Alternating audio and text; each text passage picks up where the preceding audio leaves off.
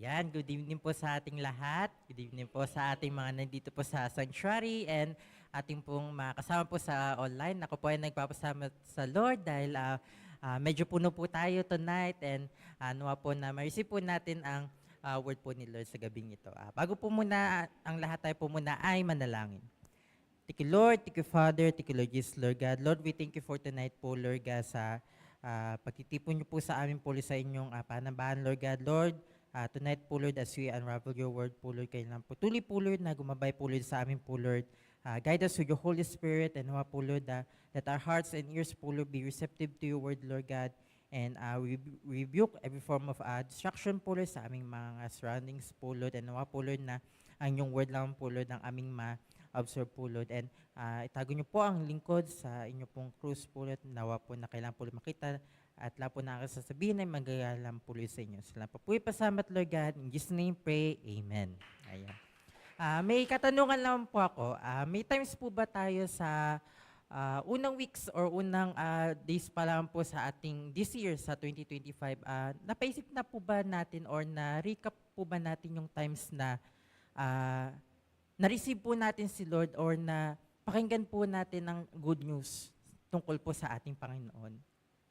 Kasi po, sa atin po as Christian, it is essential for us po sa ating journey po sa paglago po natin sa Panginoon. Yung matandaan po natin kung kailan po natin siya natanggap, kung kailan po natin natanggap yung pagmamahal po ni Lord sa ating buhay. Dahil absorbing the past, malaman po natin, ito po maging silbing anchor po natin para po paano natin ma-handle po ating future. Dito po sa mundo, hindi po natatapos ang ating mga challenges, mga pagsubok po ay hindi po natitinag. Pero may mga times po, even may mga days po or weeks na sa balagay po natin, wala po tayong iniindang mga challenges. Tingin natin medyo kalmado yung buhay natin na parang today wala akong masyadong iniisip, wala akong pinangangamba. Parang sa tingin natin na all is well. Pero in all those well po na mga days na yun, natatandaan po ba natin si Lord? Do you remember our Lord na pag wala pong bagyo sa ating buhay? Kaya po tonight, let us remember, brothers and sisters, how we encountered and received the grace of our Lord Jesus Christ. Punta po tayo sa verse po sa gabing ito sa Ephesians chapter 2 verses 8 to 9. Through faith, and this is not from yourselves, it is the gift of God. Not by works, so that no one can boast. Purihin po pagkabasa ng salita ng Panginoon. It is the gift of God. Ang salvation po ay isang gift na alam po natin sa simulat sa pulpo ay hindi po natin to deserve in the first place. Dahil sino po tayo para po ma-receive po natin itong isang amazing gift po na binigay po sa atin ng Panginoon. Magkamayan po tayo ng isang example. Meron pong times na may nagbigay po sa atin, isang person po na today, may nagbigay po sa atin ng gift. Wala pong okasyon, hindi po Christmas, hindi po Valentine's. Wala pong, kahit birthday po natin, hindi po natin birthday that day. Pero may nagbigay po sa atin ng isang magandang gift. Isang gift na hindi po natin inakala na may magbibigay po sa atin that day. And alam ko po may times po na papaisip tayo na talagang akin ba tong gift na to? Bakit nga binigay sa akin tong gift na to? Wala namang occasion today, di ko naman birthday today. Wala naman akong natatandaan na magandang ginawa pa sa person na ito. Pero binigyan niya ako ng isang magandang gift. Ganun po yung salvation po ni Lord na hindi po natin alam, hindi po natin deserve na makuha. Pero ito po ay binigay po sa atin ng ating Panginoon. Ayun po, syempre po, automatic po sa atin na itong person na po na ito ay binigay po sa atin ng gift, ay tatanggapin po natin dahil this gift was made for us. It was curated for us. Dahil alam po natin na itong person na po na ito, kahit kilala po natin o hindi, ay may nakikita pong pagmamahal po sa atin. Kaya many of us po, sa ating pagkaka-encounter po kay Lord, may mga different places or time or circumstances na tayo po na encounter po natin si Lord. And sa lahat po ng pagkakaiba na ito, one thing is for sure po, sa moment po na encounter po natin or narinig po natin si Lord, ang una po natin na-receive ay yung kanya pong pagmamahal. Punta po tayo sa Romans chapter 5, verse 8. But God demonstrates His own love for us in this. While we're still sinners, Christ died for us. Ayun po, while we were still sinners, Christ died for us. Dahil ito po yung pagmamahal niya po sa atin. In some point in our lives po, may mga times na we felt the sense of helplessness. Nababaon po tayo sa mga problema, hindi po natin alam, sa natin kukunin na ating pangangailangan, or sense of confusion. May mga events po or circumstances po tayo sa ating buhay na dumating unexpectedly. Tapos nakakameron po tayo ng confusion sa ating mind, sa ating puso na ano ba nangyayari? Hindi ko alam ang nangyayari sa aking buhay. Hindi ko alam ang aking gagawin sa aking buhay. Yun po, sense of confusion. Or may times naman po na sense of pride. May times na medyo nakakaangat ka, bibili ka ng mga pangangailangan mo, tapos parang pili mo na, yes, galing to sa effort ko. Sabi nga nila, hard work pays off. Yun, nagkakameron po tayo ng sense of pride na parang feeling natin na, kaya ko to, kahit anong pa problema to, kaya ko to. Pero deep down, alam po natin na may times na we think to ourselves na itong strength na iniisip natin na kaya natin, mawawala din to. Hindi to magiging sapat para sa anumang mga problema na pupunta pa sa atin. Ang mga bagyo ay iba-iba po sa ating buhay. Hindi po natin alam kung gaano po ito kalakas. At hindi po natin alam kung kailan po ito tatama. At hindi po natin alam kung kailan ito matatapos.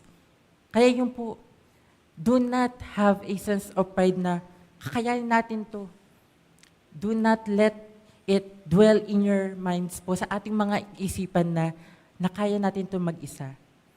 Pero in all these things po, all these senses of feeling po na naranasan natin, we know at that moment po, that day, yung narinig po natin si Lord, kung sino po siya, kung ano po yung nagawa niya sa mga taong naniniwala sa Kanya.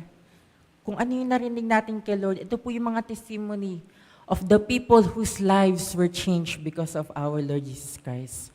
Itong mga tao na po ito, sila po yung mga nakaranas ng hindi na maintindihan ng mga bagyo sa kanilang buhay. Pero God was there.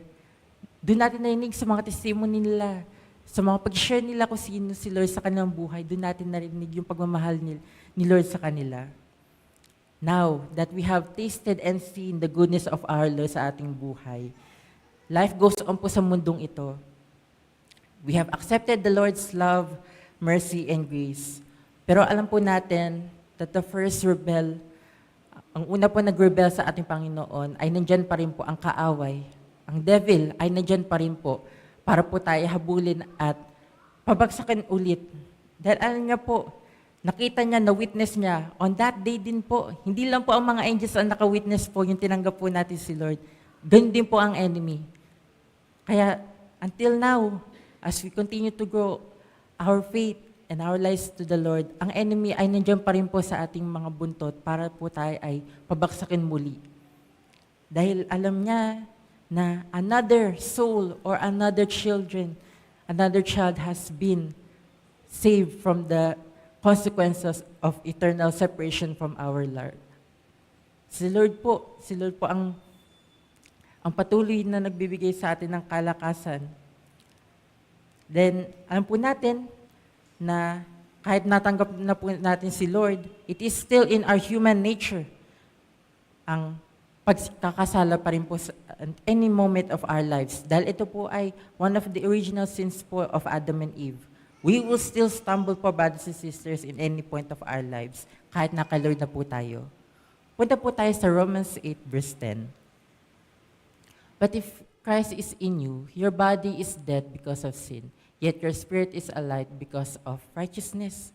Ayun po, we will still susceptible to sin, but with the grace of God and His Spirit, we are still righteous. And another assurance din po, dahil sinabi din po sa Hebrews chapter 4, verse 16,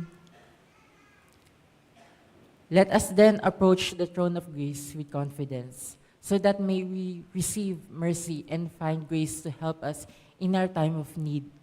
Ayun po, binigyan po tayo ng assurance na in the times na nandyan po ang temptation, nandyan po ang mga patibong na mga enemy para po tayo pabagsakin ulit, let us continue to draw near to our Lord Jesus Christ. Let it be our reflex na tawagin natin si Lord na, Lord, may temptation po sa aking paanan at kailangan ko po kayo para po ito malagpasan. Let us not, again, have the sense of pride na kaya natin to. Naisipin natin na nandiyan naman uli yung patibong, pero alam ko parang kaya ko na ito paglagpasan. Hindi po natin to kaya, brothers and sisters, sa mag-isa. We need the Lord. We need His grace. We need His grace every single day po sa ating buhay. Dahil sa atin po, hindi po natin to kakayan mag-isa. Kaya brothers and sisters, tonight, let us not forget what we have received. That is the mercy and salvation from our Lord. Let us pray na we will not boast or have a sense of pride in any form na sa tingin natin, deserve natin itong mga blessings na to. And sometimes na pwede natin gawin kahit ano ang gawin natin sa ating buhay. No.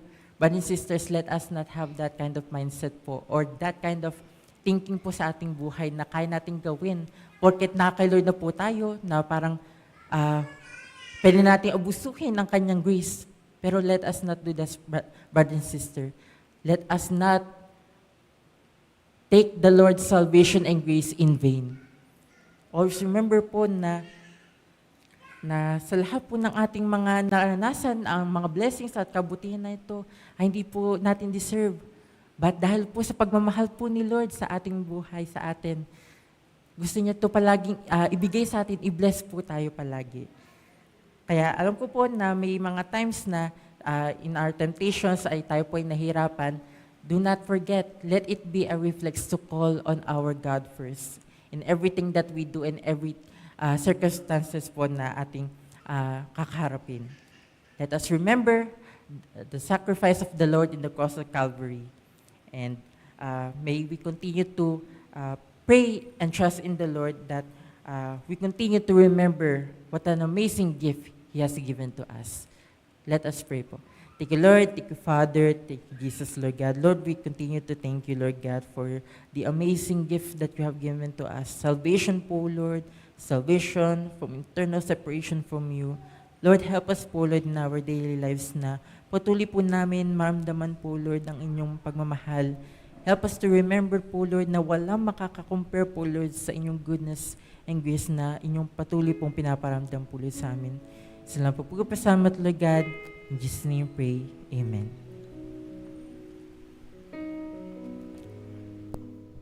Patuloy po